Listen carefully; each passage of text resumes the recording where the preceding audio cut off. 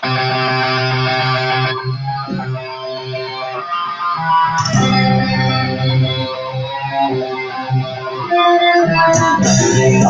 what's going on, boys and girls? Good evening and welcome to Game Side with Christopher James. I'm Christopher James, and you wish you could fucking be me. But hey, that's all right, man. Everybody can't be me. There's only room for one of me in this world. But you know what? There's also another guy I'm going to bring on right now, and there's only one of him. And you know what? That's a good thing because he's a unique individual. He's awesome as a human being, and he's even awesomer as a fighter, man. So here we go right now. We're going to bring him into the show, and we're going to welcome up the way we should. So ladies and gentlemen, say hello right now. Welcome. Fighting out of Florida, 170 pounds, the man, the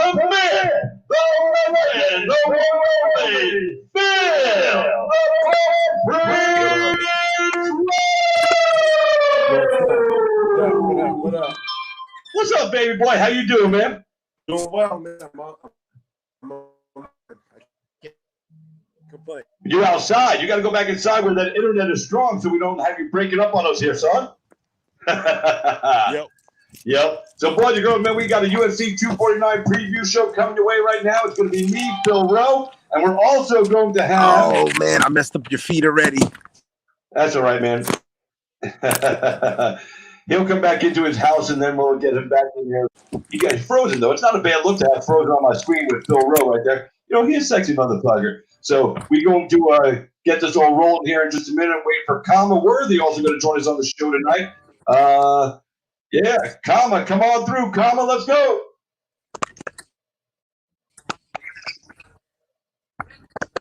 Come through. Hear me now, man?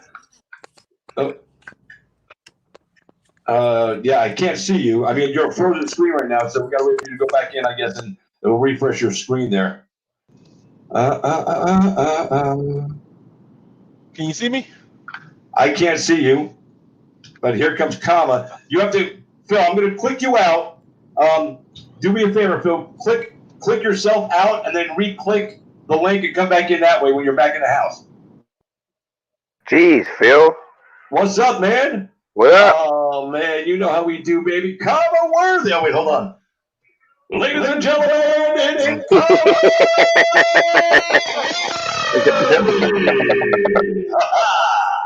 what's up, baby? Man, we got that fun going on. Let's see if we got Phil back now. We're going to see if he comes back in. I don't know. His screen is blank. But so we're going to do suck at this. What is he doing? I don't know what the hell. There you go. What are you driving? He's in the car. You guys see me? Yeah, we can see you. Oh, man. So, boys and girls, we got two of the brightest future stars that UFC is going to have for the next 10, 12 years. They happen to know each other. They've trained together.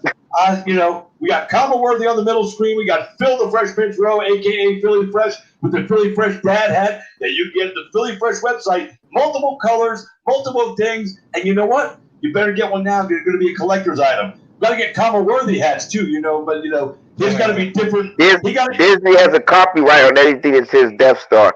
I gotta think of something different. All right, so before we get into the UFC 249 preview, two things I want to ask both of you guys as combat sports athletes. First, Bare Knuckle Fighting Championship offered Mike Tyson $20 million to sign with the promotion. So I want to get your thoughts on that. And then second, there's also a possibility that we might see Mike Tyson fight Roy Jones Jr. at Island Fights. So give me your thoughts on that. Let's go with Khama first on the Mike Tyson stuff. What do you think? I mean, $20 million. Shit, I'd fight King Kong for $20 million. I don't want to see it. I hope Mike Tyson doesn't need the money, but if he wants to. As for him fighting Roy Jones, that's weird. I mean, that's such a weight separation between the both of them. Like, I don't know, but. I mean, I wouldn't. I'm not saying I wouldn't watch it. So, I mean, like, I don't like Mike Tyson fighting. He's 53. I'm like, I don't think he should be fighting anymore. But he's a grown ass man. He is a grown ass man, and he looks great. He's in phenomenal shape right now. And yeah, me personally, I would love to see those guys go at it. For two reasons: one, because they're both awesome athletes, you know, and two, if it happens at Island Fights, I'll ring announce that motherfucker. I I've already announced Roy. It'd be awesome to announce Mike Tyson as well. So, Phil, what's your thoughts? Phil's frozen. Phil be frozen because he's out in the car. He knew we were going live. Like Khama said, I can you hear me? You're going in and out. Damn. My bad, man. I had to. I got a baby shower, a virtual baby shower at 6. Yeah, that trumps everything. No, not even close. But my wife. But we can hear you. Go ahead, Phil. Okay, as long as you can hear me, that's cool. But no, I had to run and grab some food. But with the Mike Tyson thing, man, I don't want to see him have to go out there at 53 years old. I mean, the casual fan thinks it's cool, but he's already put a lot of attrition on his body, and that's really rough to watch at 53. But the sake of his legacy and how his career went, how he was at the highest of the high, he lost money and everything he did, and now he kind of put himself in a better light, Right. I love the fact that he's getting $20 million, So I think to cement himself and to keep that generational wealth for his kids, I think he has to go out there and tussle, I think it sucks, under no other circumstance would I want to see it, but just specifically for Mike Tyson, I just want him to go out there and get the chance to get that money again, That's $20 million is a lot of money. That's a lot of money, yo. That could buy a lot of fucking. But I mean, I heard the best option would be Roy Jones. People seen Mike Tyson hitting the pads, and they think like he's the old Mike Tyson. But it's different when you get punched, And Shannon Briggs was a former champ. Shannon Briggs is a heavyweight. Shannon Briggs is young. He's still in shape.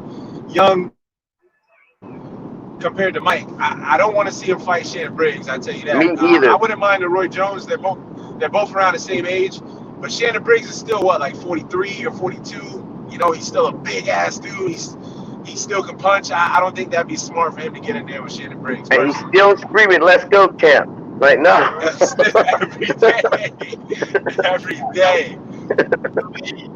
Roy Jones would be more fun to watch. I feel like they wouldn't go after it as much. I feel like Shannon Briggs is in there. He's still going to try to get him out of there, Sure, but Mike Tyson will go in there in the bare knuckle fight because, Mike Tyson is a combat sport aficionado. He knows all about John Sullivan and where bare knuckle boxing came from, and he's all into it. So he knows the history. He knows, and remember, if he has to train, I'm sorry. That's all right. If he has to train to fight Roy Jones, he's going to have to train for a 10-round fight, which is going to be, 30 minutes. If he trains for a bare knuckle fight, it's 5 rounds and it's 10 minutes total. We'll get Phil back in a minute. He's got to click back in. But it's only going to be a 10-minute fight, and it's not even going to last 10 minutes because Mike still has speed and agility over Shannon Briggs. So you think he has speed over Briggs? I don't think he has speed over Briggs. And I think he does. And the ability to dodge and duck. And like I said, because it's a 10-minute fight with just knuckles, somebody going to sleep quick. So it's not going to be a long fight. And like you said, for $20 million, I'm Mike Tyson. I'll take that fight, and then I'll train for the Roy Jones fight. I'll get paid on both sides. Yeah, $10 million is too much money. I'll fight whoever, whenever.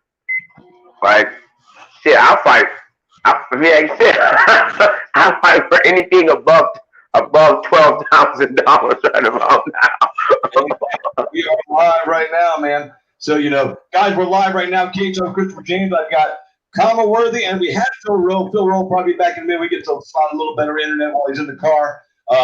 So we're going to jump into this UFC 249 card. And before we actually do that, so Khama, how excited are you that the UFC is back this week? I'm ecstatic, man. I'm like, it feels good. Like, personally, because maybe we can get back. I can get a fight. Things can get back to sort of normal. So I'm just glad to just see it start to take the path and kind of like figure things out and get things back on the right track. I agree. Phil, what do you think? How happy are you that the UFC is back? Say that one more time. How happy are you that the UFC is back tonight?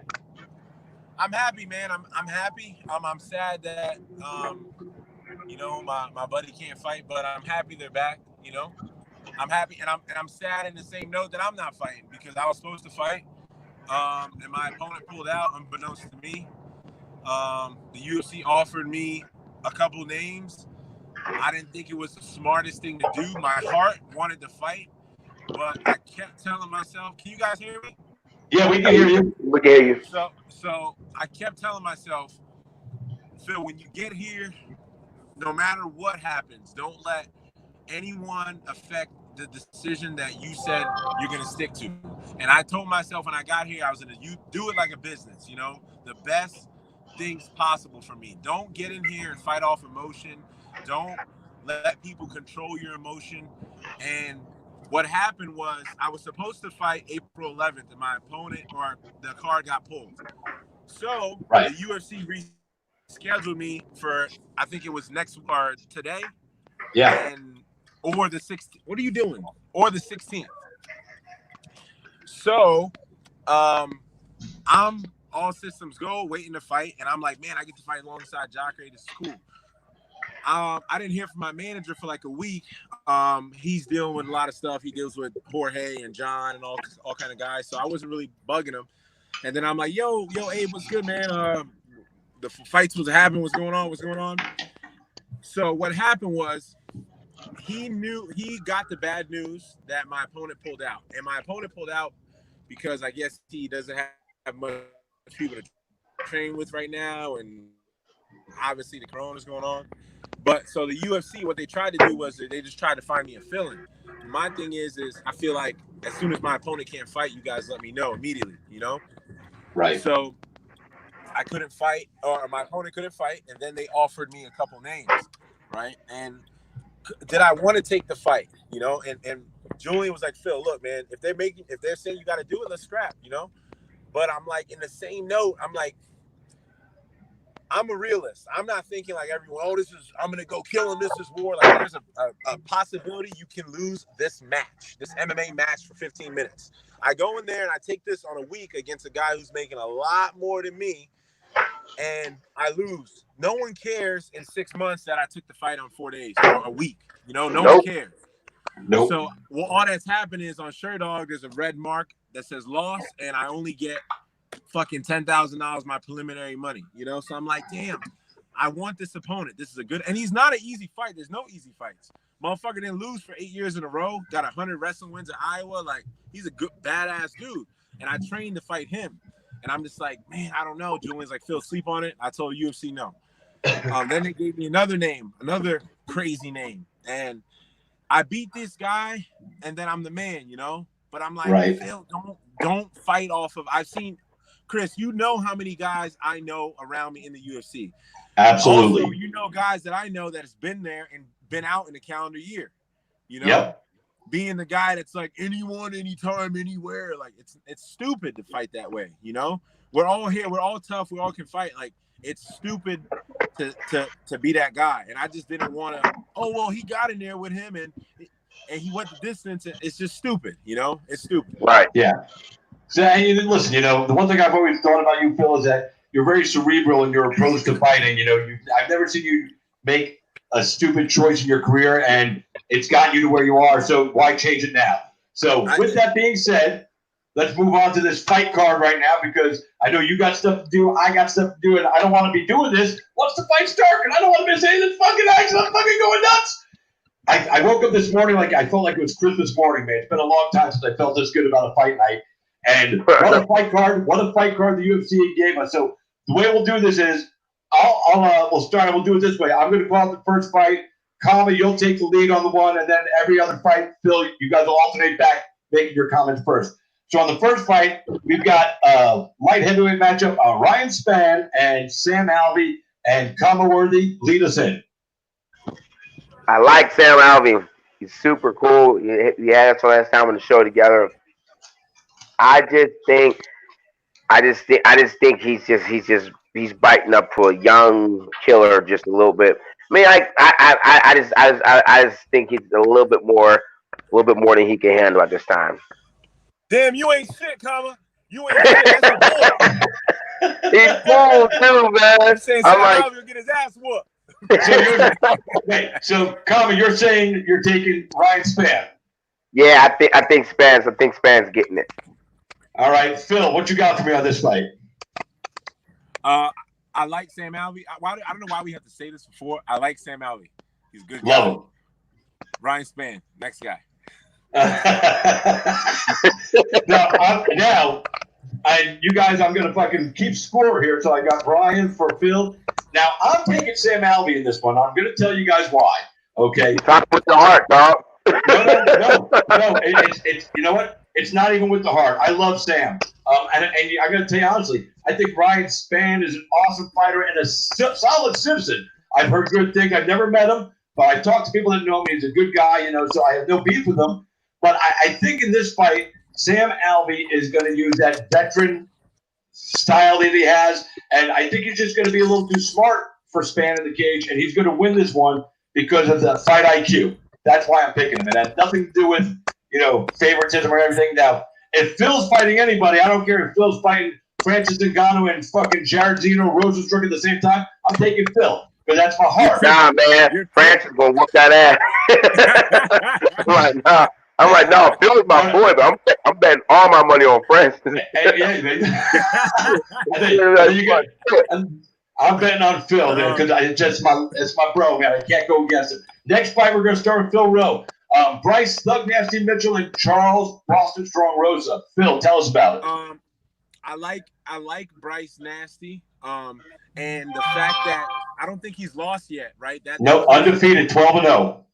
He lost an Ultimate Fighter though. He lost an Ultimate Fighter. He did. He's not undefeated. He's undefeated officially undefeated, but yeah. Right. He's not undefeated. But yeah, he's tough. But I'm gonna go with Charles Rosa. Here's why. Charles Rosa is a veteran, and he's on top of him being durable. His ground game is very high level. People don't really realize that. And Bryce Nasty, I think that's where he excels, and I think Charles Rosa is going to be better than him there. And once again, like I said, he's just durable. He's been there, and he's been in there with a lot of guys. I just think the kid is very good. I just think Charles will have a little bit too much for him. Yeah, now for me on this one, I'm going to take Charles Rosa as well. I've watched this kid come up through the amateur ranks here in Florida. He had like 20 or 25 amateur fights before he ever took a pro fight, and he was ready to take a pro fight 7 Ami fights in, but he wanted to continue to hone his craft before he stepped up because he knew once he stepped up, there's no turning back. He's highly intellectual. He's been training at American Top Team forever, dedicated, focused, and on top of that, he had some surgeries done to get some nagging injuries done. And he's like this fucking $6 million man now, the bionic man. He is so much stronger and so much sturdier right now and durable. While Bryce Thug Nasty Mitchell is a phenomenal fighter, and I love his personality, I love his style. I just think Rosa is going to be a little too seasoned for him and finish him. So I'm taking Rosa. Khama, who you got here? Same thing. I'm tired of people. These young cats coming to UFC and they call them prospects when you got like 7 fights. I don't think you should be a prospect until you got like about 12, 13 fights. And I think you have to have lost, man. Guys are being called prospects and they don't even know what a defeat is yet. Then they lose once and they like shit the bed and they're never the same guy again. I think, man, I like Bryce, but I think he's overrated. I think Charles Rosa is gonna just show him a different level of fighting and he's gonna get the win. Like real quick too, bounce. Yeah. Real quick, fucking like what Khama said. Like a lot of guys don't realize. Like Khama can attest to it. There's a lot of bad motherfuckers that are not in the UFC, and there's a lot of seasoned guys that are not in the UFC. Mark Cherico for one. Mark Cherico could be in the UFC tomorrow and fight guys in the top 10 roster. I know it. He's a huge bantamweight. Like Khama, people don't. I don't know if much people know Khama before, but he's fought some tough motherfuckers before the UFC, And the same thing with Charles Rosa. That's why I think he's so tough. People don't realize, like, if you look at Charles Rosa's record, I don't know what's in the UFC, but the guys before the UFC, like the Keith Richardsons and guys like that he's beat the fuck up, like those are tough dudes. Yeah. His last opponent was that world-class jiu-jitsu guy. He sucked that motherfucker. Amen. He did. Right. That was a hard fucking fight, man. Yeah. A lot of people sleep on, like Phil said, a lot of people sleep on Rosa's ground game, and it's going to be interesting to see these two go at it tonight. Bryce Mitchell has a great ground game as well, but we're all unified on Rosa. Next fight, I'll start this one. I've got Vicente Luque and Nico Price. Second time they're fighting. Luque had the advantage in the first one, got the win. Nico Price right now is on one of those rolls. He can beat you anywhere. He's so highly motivated right now. And, again, he's coming off a win, whereas Luque is coming in off a loss. And I think at this point, Nico Price, because they're fairly equal in skill sets. There's not much of a difference, in my opinion. Fairly equal, like I said. One guy might excel here, one guy might excel there. But I all in all, like you said, Phil, there's no easy fights here. So I think they're fairly equal to each other. And I think just Nico on this roll right now with what he's able to do and how he's been finishing his last few fights and the fact that he's hungry for this fucking one. He wants this one back. I'm taking Nico Price. Yeah, I'm going with Nico too, because he always be showing me love on Instagram and shit. Like him. I had both of them neck and neck, but Nico's always liking my pictures and shit. So I was like, yeah, I'm giving my man a nod. I'm going Nico. I love, and these two guys, I know both of them really well. I'm really, really, really cool with Luque Vicente. I've been cool with him. I went down there. I sparred with him a bunch. I mean, it doesn't get any more humble than Luque. Excuse me. It doesn't get any more humble than him. Beat Nico already. He finished Nico. Correct. Nico Price has fought tough people. Luque has fought he finished him. People. I didn't know he finished him. Yeah. Yeah, he finished him. He darced him. Technically, his striking is so good. And the only thing with this matchup, Nico Price is a fucking monster. And he can grapple his ass off. And you're talking two of the best welterweights on the planet. Like these are elite fighters that will both be in the top 10, if not already. I just think Luque, to beat Luque, Nico is a little bit wild at times. And the worst guy to be wild against is Luque Vicente. And his shit left hook, man, he is so spot on. It's gonna be hard. I gotta go with Luque, just style wise.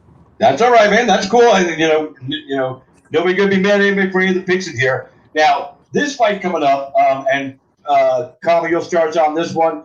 I think this fight here is going to be a bonus winner.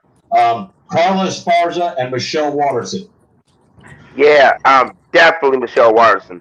I like Esparza. I just haven't seen much of growth in her game in the past couple of years, and so, and I think Waterson is going to be able to just get at her. Like, I think she'll overwhelm her like really badly. Phil? The karate hottie's gonna beat the shit out of that girl, man. I'm sorry. Yeah, that's what I feel. She fights the same exact way every fight. She'll beat some girls with it, but you'll have to defend some takedowns for a round. But she's gonna be Michelle Waterson is going to be trying to hurt her the entire fight. Carla Esparza, whoever, is going to be trying to wrestle. So I'm definitely going with karate hottie. All right, well, I'm going against the grain here. I'm going with Carla Esparza. I think Carla Esparza is a wrestler. She's not like a girl that just learned how to wrestle when she got to the UFC. This girl's been wrestling since middle school, high school, college. She's a grinder. She doesn't fucking quit. The only person that really overwhelmed her with strikes was Joanna Jędrzejczyk. That's it. Because Joanna is just a beast striker. Carla can stand and throw her hands, and her takedowns, she's relentless, and she will keep coming at you. She's going to tire the karate hottie out. She's going to get on top, and she's going to drop some ground and pound, and she's going to win that fight. So Carla Esparza. I can't believe both of you guys are discounting the wrestling ability of this girl. I don't like, of course she's a professional just like the rest of us. She hasn't changed. I see the same fighter every time she fights. Like, it's the same. To me, it is. At least to me. I'm like, and I coach. I like to look at fighters and see how they change. I just don't think she's changed at all. Well, you got to go back and look at some of the fights because her striking and stand-up has gotten markedly improved from when she first came into the UFC. It definitely has, but her approach of what she's trying to do hasn't changed.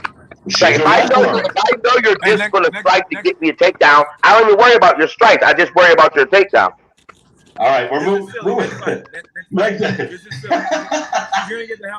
She's gonna get the shit beat out of her. Next fight. This is silly. Phil said it's silly, so we'll move on. We'll give Phil one fast forward. Alexei Oleinik and Fabricio Werdum, the return of the former champ. Phil, lead us in.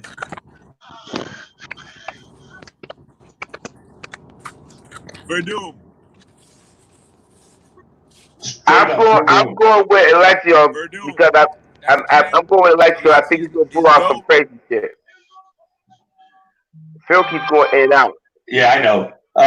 I'm taking Fabricio Werdum in this one. I think what we're going to see here is probably the greatest heavyweight fucking fight that's going to involve groundwork that we've seen in a long time, because these two guys are fucking both beasts on the ground. Fabricio's going to work to keep it on his feet, but they're going to the ground. And the chess match that we're going to see between these two heavyweights, yeah, we can hear you now. The chess match that we're going to see between these two heavyweights, if the fight goes to the ground and has any length of time there, is going to be spectacular. The artistic fucking work that they're going to do, I'm stoked about this fight, but I think Werdum's just got more options. So that's true. All right. This one I'll lead in. Anthony Showtime Pettis and Donald Cowboy Cerrone. I'm going to take Pettis. I was not impressed with Donald's last performance. I was not impressed with the way he came out and said Donald showed up, not Cowboy. How do you not want to be in the fight with the guy like Conor McGregor, the fight you said you wanted for 3 years, and then 2 days before you decided you didn't want to be there? And just to me, he's mentally broke a little bit, and Pettis is going to go out there and notch another win against him. And I hate to say that because I love Donald Cerrone, but that's the reality of where I think he's at in his fight game right now. I am going to have to go with the no contest. I don't know who the hell's winning, because what you just described about Cowboy is the same thing that Anthony Pettis said he's been going through. He said he hasn't known who he was. He said he doesn't really he doesn't really have his confidence. He doesn't really, when he's training, he does better training, he does when fighting. And his last fight, I lost money because he was an underdog, and I was like, these fools are tripping. Pettis is about to open this guy's face open. And I'm sitting there watching the fight like, what the fuck, man? Like, so I think they both, it's all about who shows up for both of them. And I don't know who's going to show up. And now the good thing is, of course, Anthony Pettis has Duke Rufus, world-class coach. And now John Wood from Syndicate was down there training with Cowboy, which I like. I like that a lot. I like that a whole bunch. So I think it'll be interesting. I think it's going to be fight of night. I just don't know who's going to win. I just can't pick a certain. Go with the no contest. No I'm like, I don't know. You count out on that one, man. I'm a little disappointed, man. I was at first I was going with Cowboy because I think he's a larger 170 pounder, but Pettis already beat him. So that win over somebody, that means a lot too. So it's a toss up. Well, like I said, Pettis beat him once. I think Pettis is going to beat him again. But Pettis isn't in that same mind frame like he was, where he was kind of, when he went on a bad streak after losing the belt and he was losing a shit ton of fights. He's reinvented himself. He's mentally stronger now than he's been in a long time.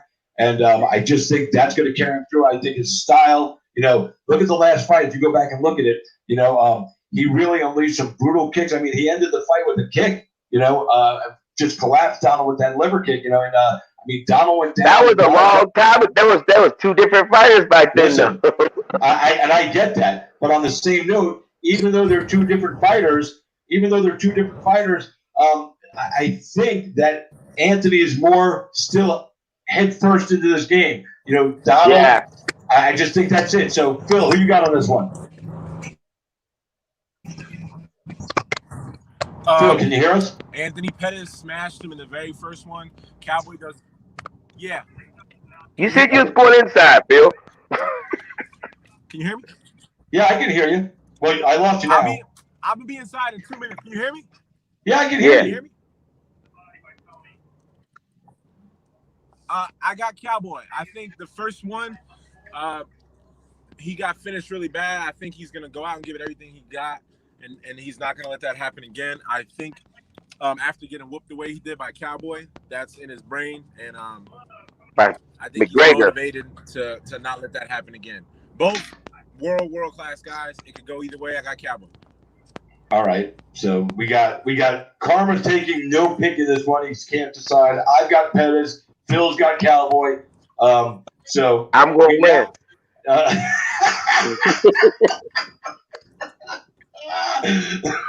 be inside in 2 minutes. All right. So we've got the next fight. We're moving on to the main card of UFC 249, and this first fight of two heavyweights, prospects, if you will, both near each other in their career. We've got Greg Hardy and Yorgan De Castro. Khama, lead us in. I'm going with Greg Hardy because everyone's always hating on that motherfucker.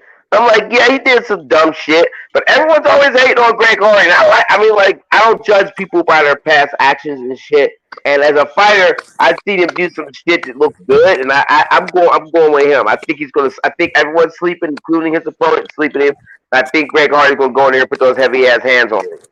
Yeah, I'm going to go with you on this one. I think Greg Hardy's going to win. I think his hands are heavier. De Castro's got powerful leg kicks.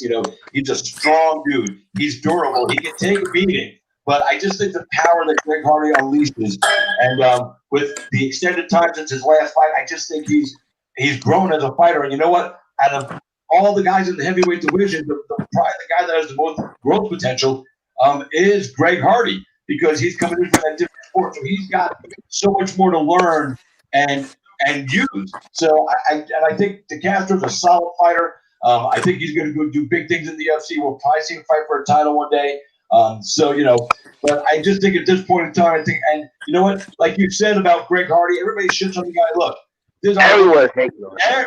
I'm a human being. I've made mistakes. All I ask is if I fuck up, give me a chance to redeem myself. And that's all Greg Hardy is asking people to do. Give him a chance to redeem himself, show that he's a good human being, and just let him move on with his life. All that shit from the past is the past. We're living it today. He's in the UFC, and that's it. But I got Greg Hardy. I interviewed him once in Fort Lauderdale. Super solid guy, man. I have no problem with him being there. I think he earned, he may not have earned it the way you guys had to earn it because he had name recognition walking in the door. But he's in the NFL. He earned that shit.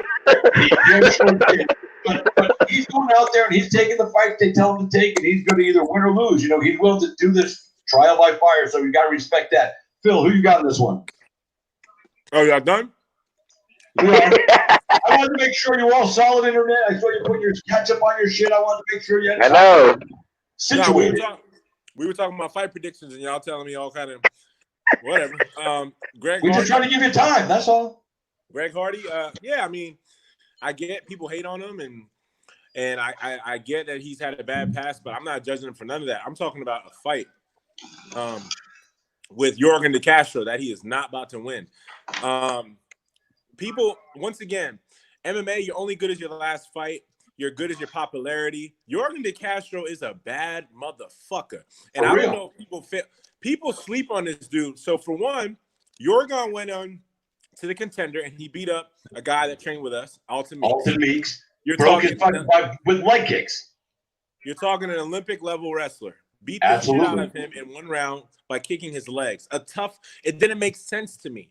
I didn't understand how he quit fighting from leg kicks. Alton Meeks is an Olympic level wrestler, heavyweight. Now we're talking the UFC, right? And side note, he's Cape Verdean. That's pretty much it's a little island like this big off the coast of Africa. He's African, so he got that same shit Ngannou got. But his debut, I don't know if you guys remember, he went to Australia.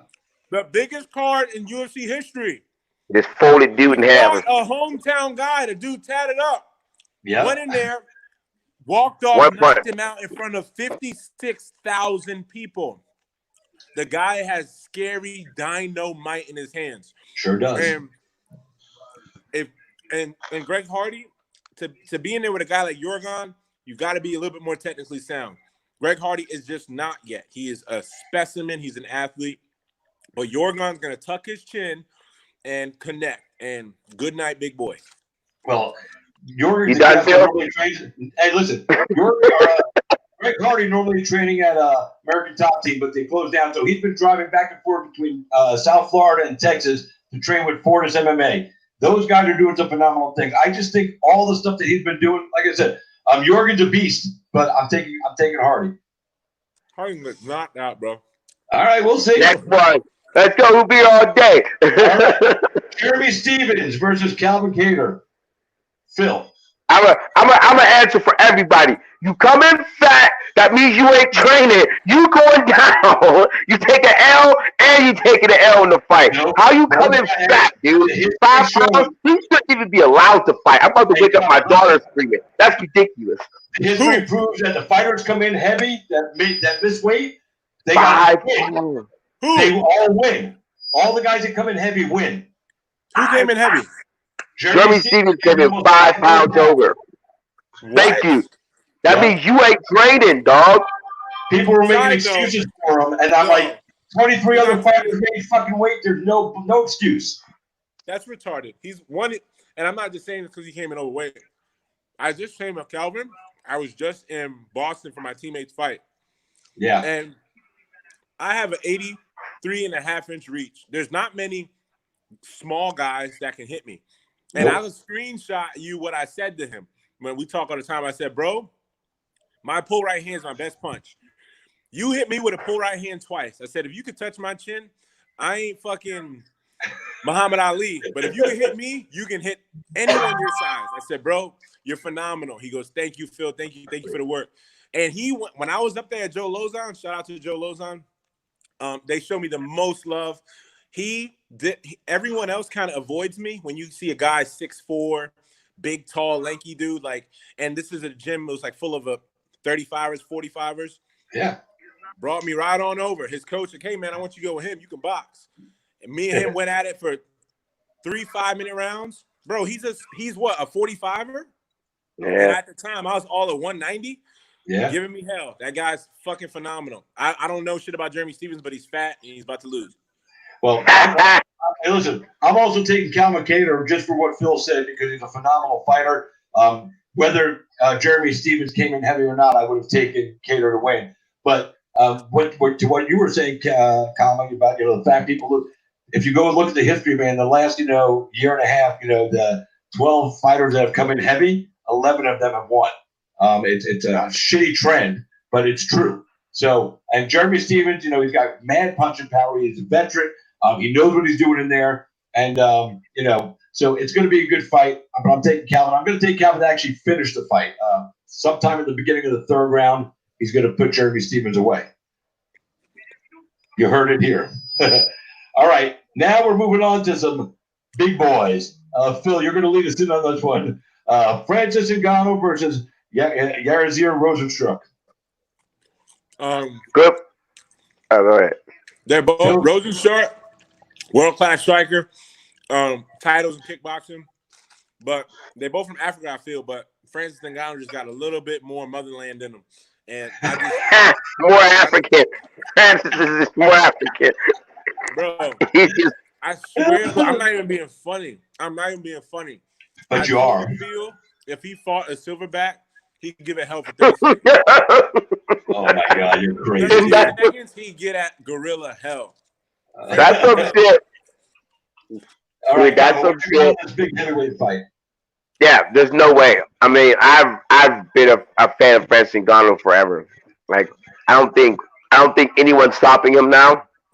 I think if he fights Stipe, he takes Stipe's head this time and explodes it, like completely explodes it. And I don't think DC will fight him. If DC gets the opportunity, I think DC will be like, fuck y'all trying to get me killed. I'm retired. I'm 44. Fuck all of y'all. Nah, Francis. I mean, don't. Like I said, I'm not sleeping on my man. He's definitely world class. But Francis Ngannou has that it factor. When he touches you, motherfucker. When he did the poor to Blades, and Blades was sitting there all hugging the referee and shit, and then I'm like, oh damn. Blades was like, oh fuck, that motherfucker hit me with a brick. Like, god damn, dog. Like, what's scary about to do? I always talk about I want to be a heavyweight until I watch that motherfucker fight.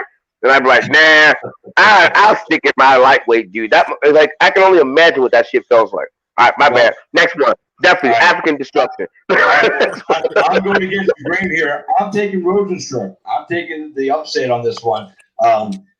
this guy's got power. He's a legitimate fighter inside the octagon.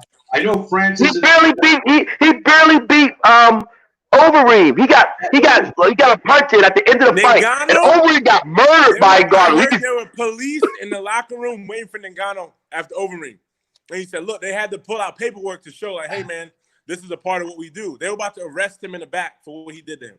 That's okay. Listen, Khama, you said, well, look what Francis did to Alistair. Listen, that whole MMA match, well, this guy beat him this quick, and this guy needed that don't work. I feel that doesn't work. That shit works.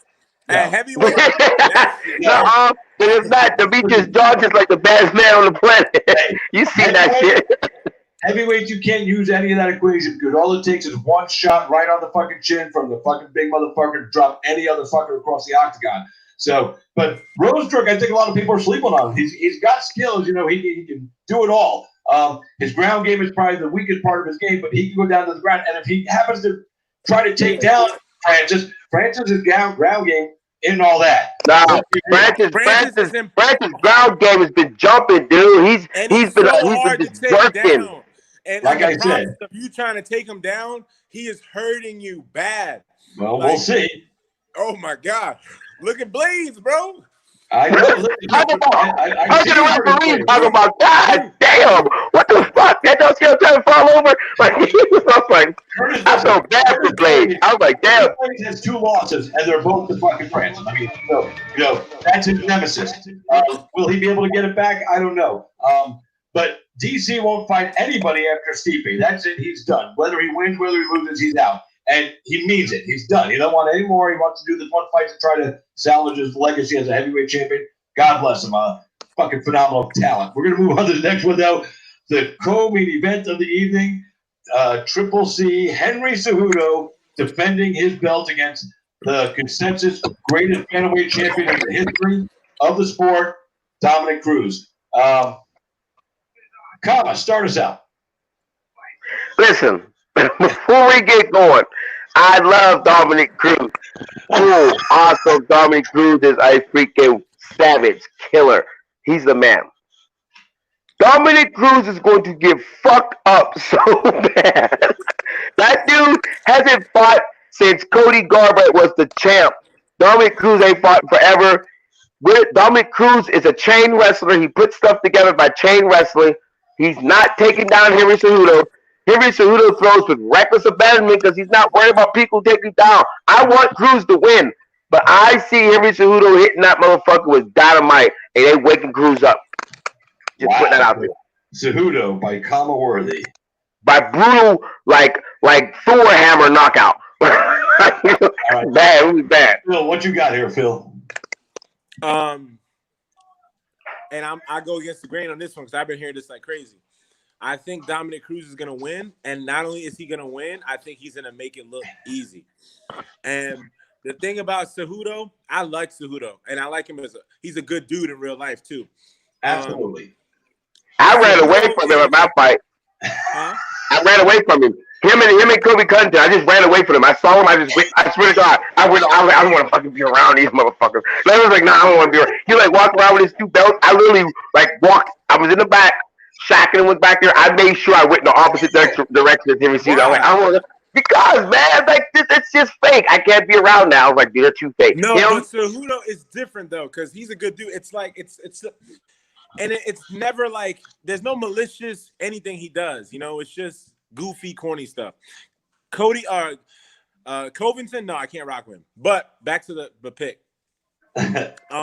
Mentally, I think when you're talking these guys like the elite, you're talking Dominic Cruz, who's fought 2 fights that weren't title fights, I think maybe in his UFC career. Yeah. Every time he goes out there, what you got to realize is it's against the best in the world. I don't care when it is. It's always 5-round, the best in the world. Yes, Cejudo's a champ now, and he's killing people, but this is still a new thing to him. Dominic Cruz still has he's an Olympic gold medalist. Dude, he's an Olympic gold medal. That doesn't mean shit. It is. Yes, it does. Yeah, no. It means a lot. Look, I know it does. I know. I'm just fucking with Khama. I know it means it's an awesome accomplishment. I think it's harder to win an Olympic gold medal than it is to win a UFC heavyweight belt. Not even close. Yeah. I think it's 5 times as hard. But I think Dominic Cruz, his mental fortitude, I think he is mentally one of the toughest guys in the entire UFC. Hell yeah. I think when he clocks in, he clocks in. He never makes excuses. He holds himself accountable. He shows up. And on top of that, when you're talking a fight, right, there's certain guys that will fight you.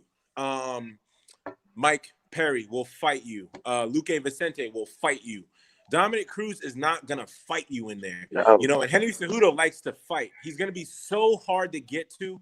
He's significantly taller than him. And yes, he has a wrestling advantage like no other. But just like Yoel gets taken down because he knows he can get up. Cejudo's been taken down because no one can hold him down. Dominic Cruz's MMA wrestling is ridiculous. His timing is ridiculous. He doesn't even care to hold you down. He cares to put you down to score points. I've never seen TJ Dillashaw get taken down twice in 5 seconds. I just think his footwork, he's going to be – it's going to be a 25-minute fight. I think Henry Cejudo is going to have a very hard time getting anywhere near him. And people are going to be bored. People are going to get mad. But I think Dominic Cruz is going to coast to a win easy, personally. Yeah, and I'm just to elaborate on what Phil said, because he pretty much touched on all. Like I said, Henry Cejudo relies on being in your face, working for that takedown and putting you on your face and all that stuff. But it's hard to take down somebody when they're not there. And Dominic Cruz has such phenomenal movement. Even some of the little training exercises he was showing of just, drills he does on a daily basis, that just, thousands and thousands of times. His footwork is so on point. He knows how to strike. He knows when to strike, and he knows defense.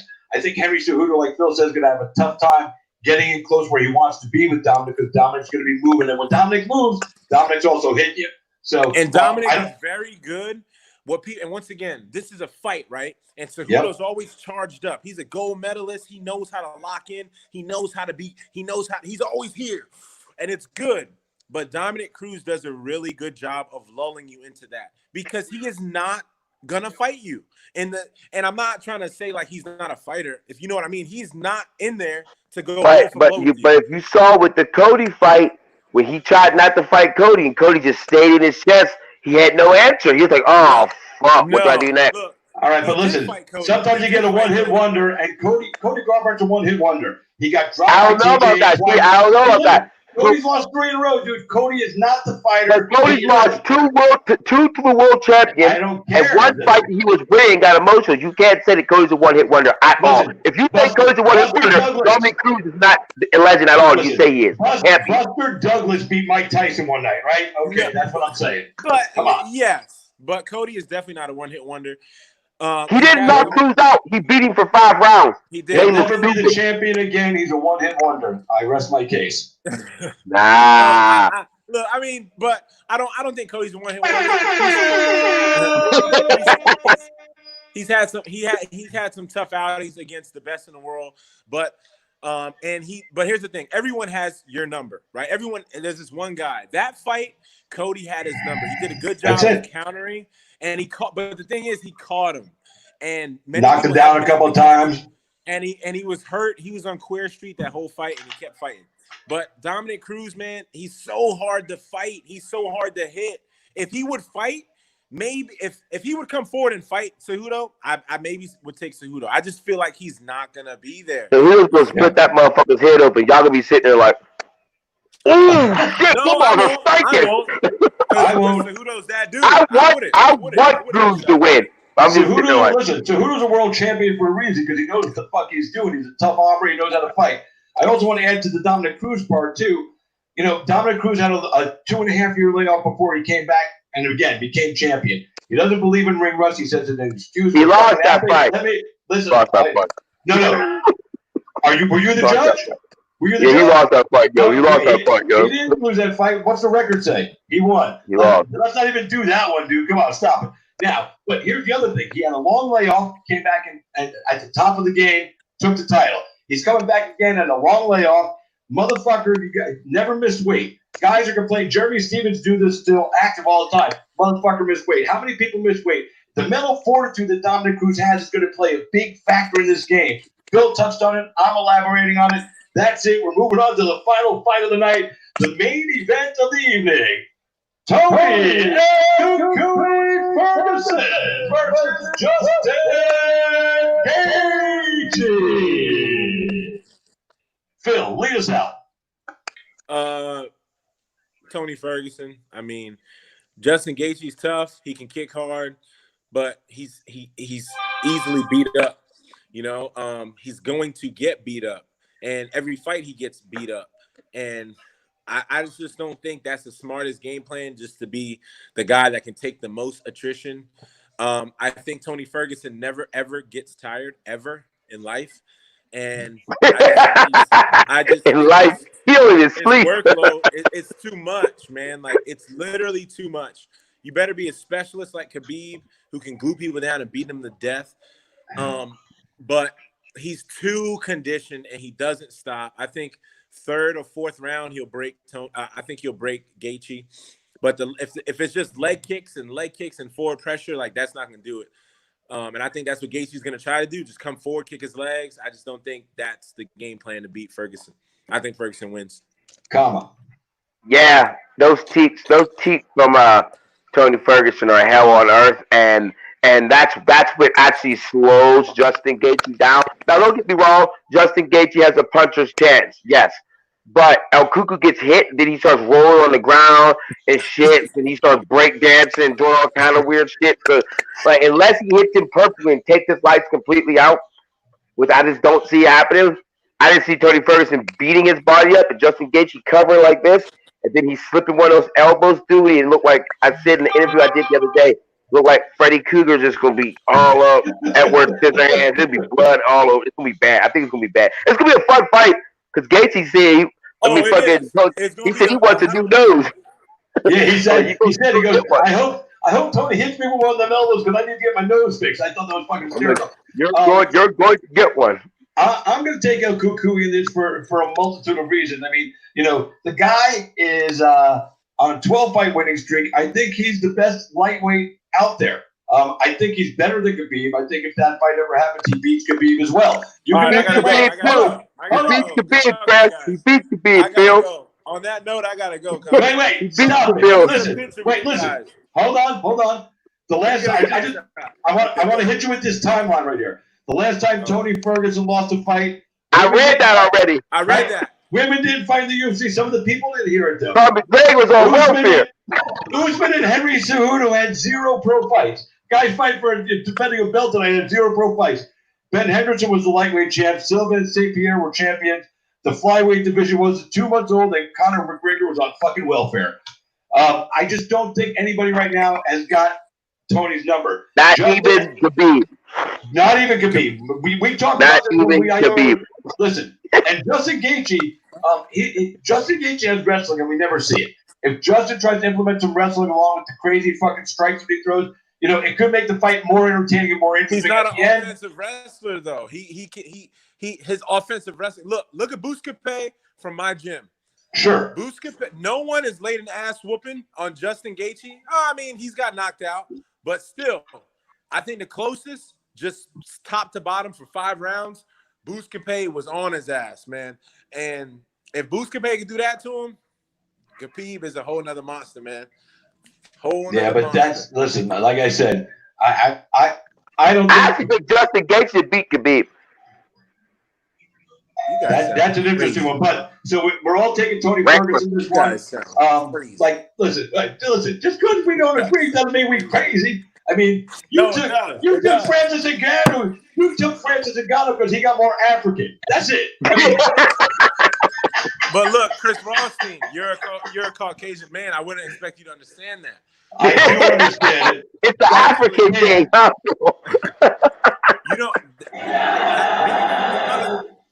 Like Francis Ngannou said, he says, Dana, come to my town, come to my country. Right. You will see men. I am small. He said, you will see men twice my size. And he was dead ass serious. There was no Dana White called money size. Like, y'all serious? Come to my village and you're going to see dudes that make me look tiny. Hi, I'm Dana White. I'd like to announce the opening of the UFC Performance Institute in Africa. That's when I stopped fighting. That's when I would stop fighting that day.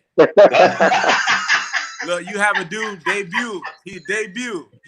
He come whoop Kamaru. Wouldn't that be insane? You know, only thing I would love, they'd have to change the logo to like a black power fist. Every division would just be Africans. Phil Rowe, man, I love you so much, dude. You know that, man. And while I have you guys on, thanks for doing the preview show with me, man. This was fun and awesome. I like to talk to the guys that are pros that do this on that level. But you guys, you guys are friends. You train together. You know, you both kind of made it to the UFC right around the same time. So I want each of you on your way out the door to evaluate your friend on where they're at in their career in your eyes. So whoever wants to start. I'll start, man. I'm going first, dog. Go ahead. Start with my man, Philly Fresh. Like I said, I was talking about in an interview the other day. I say he's finally starting to fill out into that body. He's looking big. He's looking strong and shit. I like what I'm saying. I'm looking forward to seeing him getting in, especially since he's been down there training with some straight killers. So like, and I mean, he's in a steep division too. The 170-pound division is not an easy division. But I definitely, and he's young. He's much younger than me, so I think he has a long, prosperous career against me. So, but just stay away from basketball for now. You don't need no rolled ankles and no shit. Word. Nah, I appreciate it, man. I'm to be 100% honest, man, and I'm very, when it comes to fighting, I'm very honest. I have no pride. I'm not in the same breath when it comes to an athlete like Khama Worthy, man. Khama has fought a lot of tougher guys than me. Khama's been, I'm getting there, and they will see, them soon find out. I'm getting there, and like I said, I always talk highly of Khama. People don't really know much about him yet, and he wasn't supposed to win against another good friend of mine, Devontae. But I'm like, bro, this motherfucker, man, he's been through the ringer, So the highs and highs, the lows are lows. He's at where he's supposed to be. I'm working, man. I think my skill set shows. I just got to get in there and get tested a couple times. I know my mental fortitude will push through. I know I'll be able to push through adversity, but I just got to go through the ringer, and I understand that. So I'm ready for it, though. I'm ready. And I think we're both going to be some June cards, Dana. Eventually, Dana, put these dudes on the June card. Let the June cards. Yeah. Let these guys work the same card, man. Now, I'm going to tell you real quick on both of you. I've watched Phil for a long time. I met Phil. He was 0-2. I told Phil if he kept working hard, he'd get there. I knew because when I met him, I knew. Even at 0-2, he was on a fight card I was announcing. And I just knew, when you meet somebody that you know's got what it takes, you just know right off the bat. There's no trying to go, oh, well, I got to watch this. You just get that feeling. So I have always had that with Phil. Appreciate it, man. And so Phil's right where he's supposed to be right now. He didn't get there ahead of schedule. He got there on schedule, and he didn't get there too late. This is the time he's supposed to be there. As far as Khama Worthy, when he made his UFC debut, I picked him to win his fight because I knew that Khama was good for a couple of reasons. One, because when I saw you were announced, I went and looked at some film. And then I remember Phil saying something about you. And I went and looked up some more research about you. And when Phil tells me something about a fighter, I take it to heart because Phil don't bullshit. Like, if I asked him about his teammates, which I'm not going to put him on the spot because that's not cool, at least not on the air. Not on the air anyway. But if I asked Phil about any one of his teammates and I wanted an honest assessment of what he thought, Phil would tell me the truth. And he wouldn't play it's my teammate, but again, it would be a private conversation. I would never air that out because that's not cool. That's how fucking shit gets started. We don't ever need that. So when he told me about you, I was like, all right, man, my ears perk up. And he was 100% right about who you are, not just as a fighter, but as an athlete overall, and for the games that you've gone through and what you've done. So, yeah. So I think you guys are both right where you're supposed to be. I think they waited a little too long on Khama, but he's going to make up for lost time by whooping some ass. So, we good. Lying, dude. I'm like, damn. Help me. All right, well, listen, I'm going to let you guys dip because we're getting ready to get close to fight time. Phil, if you want to shout out any sponsors. Start right now. Shout out to Spikes Tactical, man. I got some sponsors now. I'm in the UFC. Isn't that cool? Shout out to Spikes Tactical. And that gun looks awesome, dude. Manufacturers in the country. And they're right here in Apopka, Florida. If you need a gun, hit up my guy, Dark Custom Concepts on Instagram or Spikes Tactical. And yeah, man, shout out to Fusion Excel, man. We're out here grinding, and we're going to get it. All right. Man, Phil Rowe, check it out. Everybody. Everybody at the Academy, everybody, all my sponsors, y'all know the fuck I am. Let's go. Fight is about to start. Deuces! All right. You guys are awesome. Thanks for being here with me tonight, man. Totally appreciate it, man. We'll have to do this again real soon.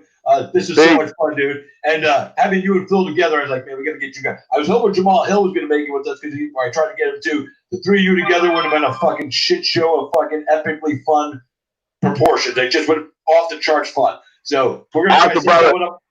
We're going to have to set it up for another one. But Khama, you go ahead and dip out, man. Thank you, man. Stay safe. God bless. And hopefully we get a fight announcement for you real soon. Boys and girls, that's Khama Worthy and Phil Rowe. They're slipping on out. We are going to finish up here. We're going to go watch UFC 249 live. I hope you enjoyed the preview show. And keep up with me on Facebook. Man, I'll be posting my picture are posted. See if you can beat me and some of the other pros, man. Until next time, I am the man himself. I am Christopher James. And I am out of here. Thanks for being a part of my life and for letting me be part of yours. Till next time, good night.